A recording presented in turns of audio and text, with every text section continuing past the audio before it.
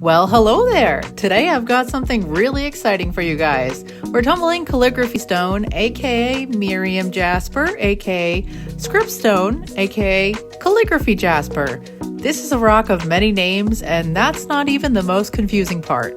Tumbling this was a wild ride because I started it thinking it was a kind of jasper, and well, you'll see.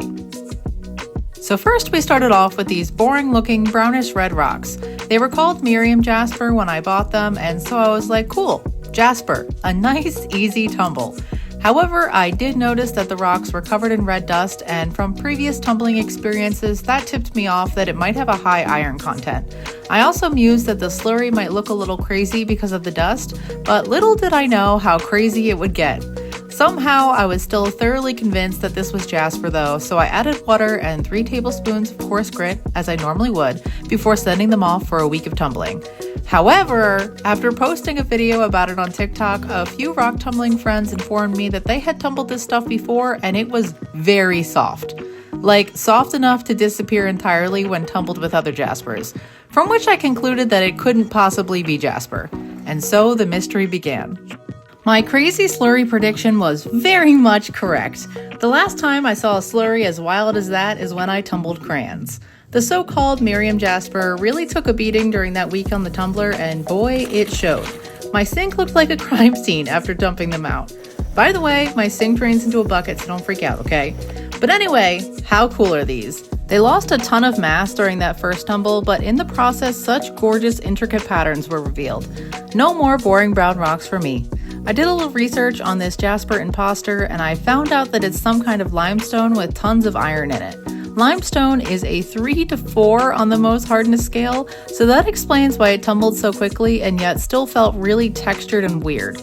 For reference, most of the things I tumble, like real jasper, agates, and quartz, etc., are a 7 out of 10 on the hardness scale, and anything below a 5 can't really be tumbled well in a rotary tumbler like this.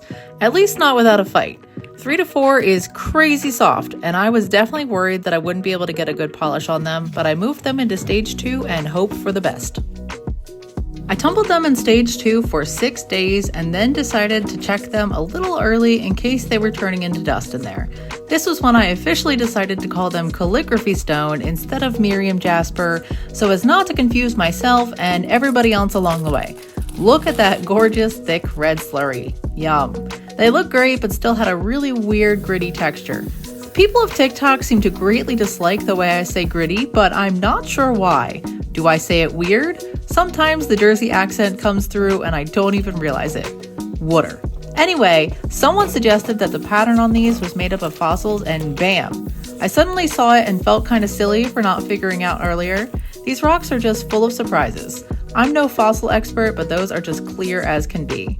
I put them through a bath cycle with just water and ivory soap like I normally do before stage 3, but let me tell you, they did not like it.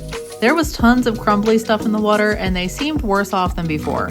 Another helpful TikToker offered an explanation as to why, and it had something to do with the fossils reacting with the soap, but alas, I lost the comment and can't quite remember the details. If any of you know, please enlighten me in the comments below because I'm honestly curious as to why this happened. But the show must go on, so I gave them a good rinse and moved them on to stage 3. This may come as a big surprise to the uninitiated, but I tumbled these rocks way too long in stage 3. It was like 2 weeks. I'm a busy lady, okay? Look at that nice thick chocolate slurry though. The TikTok hive mind is incredible sometimes because I literally got like 1,000 comments saying that this looked like chocolate pudding. Sorry to disappoint, but this is in fact not pudding or mousse or a Wendy's Frosty. It is rock juice that will likely unalive you should you decide to ingest it. But back to the rock check. I was worried that these had disintegrated into nothing due to their softness and my over-tumbling, but thankfully they looked great. Their texture was finally smooth, and perhaps my eyes deceived me, but I swear I saw a hint of textbook pre-polished sheen on them. It's always a good sign to see that sheen as they head into the final stage, but I wouldn't expect to see it with rocks this soft. I would usually run them in a short bath cycle again before putting them into polish, but I was like, absolutely not after that last time. I still doubted that they'd take any polish at all, but I was determined to try to get them at least a little shiny. I added them back into the barrel with water and 3 tablespoons of aluminum oxide polish, and off they went for their very last tumble. Yay! We made it to the big reveal! The calligraphy stones were finally done tumbling, and our Wendy's Frosty chocolate pudding concoction was looking a little more orange this time. Rinsey, etc., and so forth. The rocks look great wet, but the true test is always what they look like dry. If they're still shiny and glossy when dry, then you know you've done it right. My expectations were pretty much on the floor, but after drying them all off, lo and behold, they were a little shiny. Not my usual level of polish, but achieving any kind of shine on a rock this soft is an accomplishment in my mind.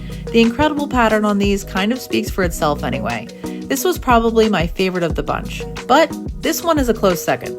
They're all pretty cool. I made a few necklaces out of these guys from my shop, moonriserocks.com, and sold some tumbles as well. There's actually still a few left as of this video being posted, so go check them out if you're interested. Oh, and by the way, before you go, if you're into rock tumbling, then why not join your fellow rock gremlins here? Like and subscribe, you know the drill. There'll be lots more rock chaos to come.